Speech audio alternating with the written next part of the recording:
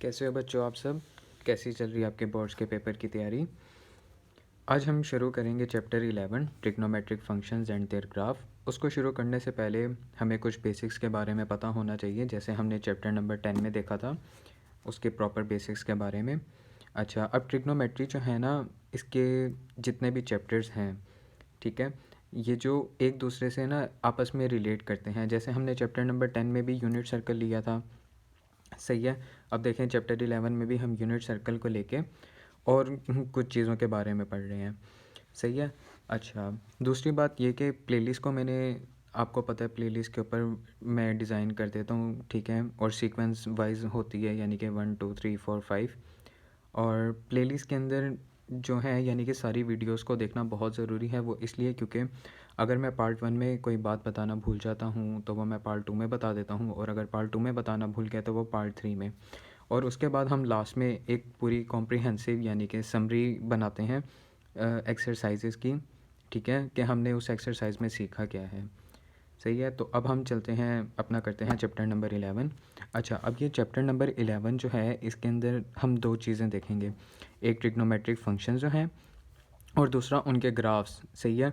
यानी कि फंक्शंस हमारे पास कौन से हो गए, फंक्शन जो हैं हमारे पास जो हम आम रूटीन में यूज़ करते हैं अपने, उसी तरह बोलेंगे हम अपना sine, cos, tan, cot, secant, cosecant, ठीक है। ये हमारे पास क्या है, ये हमारे पास ट्रिग्नोमेट्रिक फंक्शंस हैं, और हमने क्या करना है, इनके बारे में प्रॉपर पढ़ना है, ठीक है। और प्रॉपर पढ़ने के बाद उनके क्या हमने देखने हैं, उनके ग्राफ्स क्या कहते हैं, सही है। अब देखो यहाँ पे हमारे पास टर्म यूज़ होती है, इन्होंने ना कुछ स्पेसिफिक वर्ड्स यूज़ किए गए हैं, जैसे कि देखो 2n+1 π/2, ये मेरे पास एक टर्मिनोलॉजी है।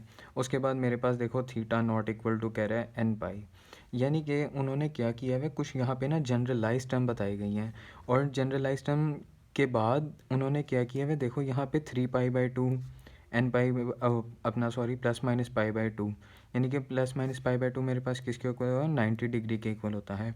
अब यहाँ पे क्या किया हुआ है, इन्होंने डिग्री का वर्ड यूज़ नहीं किया हुआ, ठीक है, यानी कि उन्होंने डिग्री का जो है ना टर्मिनोलॉजी उन्होंने ये यूज़ नहीं की हुई, उन्होंने किसकी फॉर्म में यूज़ किया हुआ है, रेडियन की फॉर्म में यूज़ किया हुआ है।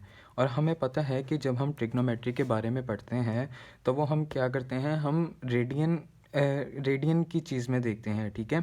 यानी कि हमारे पास π/2 हो गया या हमारे पास पाई हो गया, हम इसकी फॉर्म के अंदर देखते हैं, ठीक है। हमारा कोई भी हो गया, सर्कल हो गया, सर्कल के बारे में अगर हम पढ़ते हैं, यानी कि सर्कल आ गया, ये मेरे पास आ गया, अगर मेरे एक्स एक्सिस पे है तो हम कहाँ से, ये हमारे पास ज़ीरो हो गया, ठीक है। रेडियन ज़ीरो जो है वो रेडियन में भी ज़ीरो ही रहता है और डिग्री के अंदर भी ज़ीरो ही होता है। उसके बाद हम यहाँ पे क्या करते हैं, जहाँ हम अपनी आसानी के लिए क्या करते हैं, यहाँ पे 90 डिग्री लिख देते हैं, लेकिन असल में ट्रिग्नोमेट्रिक जो है वो ट्रिग्नोमेट्रिक क्या कहती है कि आप किसकी उसमें यूज़ करो, लैंग्वेज में, मेरी लैंग्वेज में, और उसकी लैंग्वेज क्या है, यानी कि रेडियन है, π/2 आ गया।